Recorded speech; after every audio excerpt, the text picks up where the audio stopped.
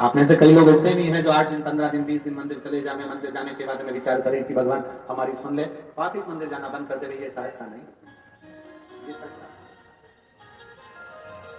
और मेरे भोले तेरा सहारा है, मेरे भोले तेरा सहारा है, मेरी नैया का तू किनारा है, मेरी नैया का तू किनारा है। मेरे बाबा तुझे पुकारा है, मेरे बाबा तुझे पुकारा है, मेरी नैया का तू किनारा है, मेरी नैया का तू किनारा है। आप आए हो प्रयागराज की धरा पर बैठे हो, आप आए पहले भी होगे, प्रयागराज की भूमि पर ऐसा नहीं होगे कि आप पहले नहीं आए होगे। अरे पहले आए थे तो गंगा यमुना सरस्वती का स्नान करने के लिए आए थे, पहले आए थे तो प्रयाग का मेला घूमने के लिए आए थे, पहले आए थे तो कुंभ का मेला घूमने के लिए आए थे, पहले आए थे तो प्रयाग का शाही स्नान करने के लिए आए थे। और आज आप त्रिवेणी के संगम पर आप मेला देखने के लिए नहीं आए हो, आज त्रिवेणी के संगम पर आप मेला घूमने के लिए नहीं आए हो, आज त्रिवेणी के संगम पर आप देवादिदेव महादेव से जो आज जगत का पिता है उसको गले लगाने के लिए आए हो, इसलिए यहाँ पर हमारे त्रिवेणी के संगम पर पहले आए।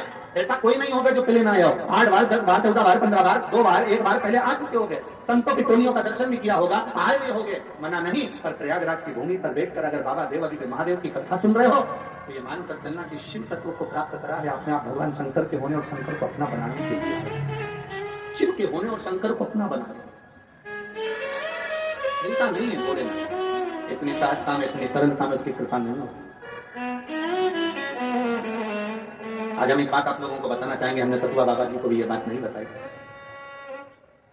जब हम अयोध्या में राम मंदिर के प्राण प्रतिष्ठा महोत्सव में पहुंचे, बहुत भीड़ थी और संत बहुत विद्वान विद्वान बड़े बड़े संत थे, बहुत विद्वान विद्वान संत जो बहुत पुराने संत और बहुत प्रसिद्धि प्राप्त संत वहां पर थे। हम आशीष को बोले कि अपन आ तो गए हैं अयोध्या में, राम जी की प्राण प्रतिष्ठा भी होगी, एलईडी में अपने को दर्शन होगा, पर बड़े बड़े संतों को दर्शन हो जाएगा, अपन तो बहुत पीछे के हैं, अपने को कहां इतना दर्शन हो पाएगा। तो हम महादेव से कहे, हमने कहा बाबा अब तुम्हारे ऊपर है, और आप मानेंगे नहीं, जैसे ही प्राण प्रतिष्ठा महोत्सव में पहुंचे सतुआ बाबा जी हाथ पकड़कर हमको आगे बिठा दिया। और दूसरा, ऐसी राम जी की कृपा हुई कि राम जी का ही स्वरूप, राम जी के ही कृपा पात्र जो पूरे विश्व में राम कथा को अपनी जिंदगी में अनमोल मोती के रूप में प्रदान करते रहे, परम पूज्य मुरारी बापू जी, जिन्होंने संपूर्ण देश विदेश में एक रतन के रूप में राम कथा को दिया। आप मानेंगे नहीं, थोड़ी देर में बापू ने हमारा हाथ पकड़ा और हाथ पकड़कर हमको राम मंदिर में ले जाकर राम जी का दर्शन उनके साथ में कराया। ऐसा लग रहा था जैसे स्वयं राम जी ने राम जी को आदेश दे दिया और राम जी हाथ पकड़कर महाराज जी ले जाकर राम जी का दर्शन करा दिए। ऐसा सुंदर दर्शन हमको कराया। तो आप अभी अभी बैठे थे तो आपके अंदाजे में दिल में आया होगा इतना पानी गिर रहा है, कैसे कथा सुनेंगे, कैसे कथा सुनेंगे। आप जब पक्के हो जाते हो ना तो परमात्मा को भी तुम्हारे लिए सोचना पड़ता है, अगर मैं पानी गिराऊंगा तो घुटने वाली नहीं है। परमात्मा को भी सोचना पड़ता है कि दिन भर बरसाऊंगा चलेगा, दिन भर गरजूंगा चलेगा, बिजली चमकेगी, बादल गरजेगा, सब कुछ होगा, पर शिव कथा चले तो समय पर परमात्मा को भी सोचना पड़ता है कि कम से कम 1 घंटा 1.5 घंटा आधा घंटा तो पानी बंद कर दूं जिसमें ये भगवान की कथा को श्रवण कर। तो परमात्मा भी सोचते और हम प्रयागराज की भूमि पर बैठे हैं तो हम तो कहेंगे आप लोगों से, इस प्रयागराज की धरा पर हमारे भोलेनाथ जी बड़े प्रेम से कहते हैं पार्वती जी से, पार्वती सुनो, लोग कहते हैं शंकर के मंदिर में सावन में क्यों जाना चाहिए, लोग कहते हैं शिव जी के मंदिर सावन में लोटा भर के जल क्यों चढ़ाना चाहिए, दुनिया के लोग कहते हैं सावन के महीने में इतना पानी गिरता है तो शंकर के मंदिर में जाना क्यों जरूरी होता है। शिव जी पार्वती से कहते हैं सुनो पार्वती,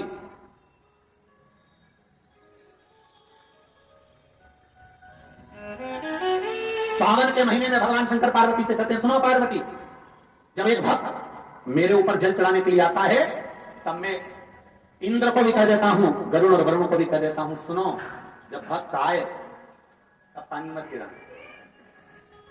जब भक्त आ जाए सब पानी गिराना। क्यों? समझ में आया? बारिश बरसो, खूब बरसो, पर ऐसी मत बरसो कि कोई आ ना सके। शिव जी कहते हैं बारिश बरसो, खूब बरसो, पर ऐसी मत बरसो कि कोई आ ना सके। और अब शिव जी कहते हैं बारिश बरसो, ऐसी बरसो कि अब कोई जा ना सके।